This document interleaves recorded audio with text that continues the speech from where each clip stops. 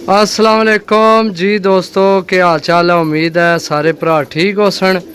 जनाब सब तो पहला तुहानू मैं दसा जनाब 4:11 होए तो 4:11 पहले मादी है मेरे कोल बैठी है। खट्टा रंग एक पासा लग्या, सामने पोड़ ते भी रंग लगे माशाल्लाह बहुत कमाल नहीं, यकीन करो जनाब।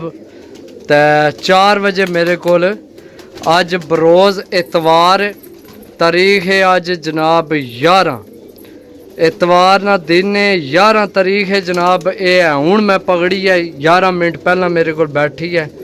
वो सामने पानी चेक कर लो, मैं पानी पा के तो सटिया तो थोड़ा फर्शे ते जनाब ये थल्ले ढाल आई है। सही है।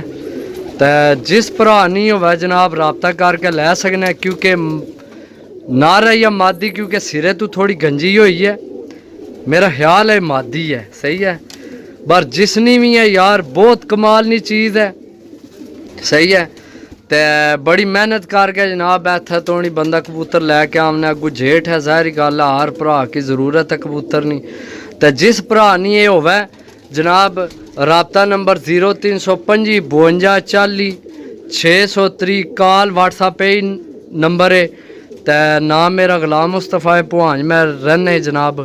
तो ये जनाब मैं पकड़ी है इतवार ना दिन है। सही है। तो 4 बजे जनाब लाइए तो 11 तारीख है आज। सही है।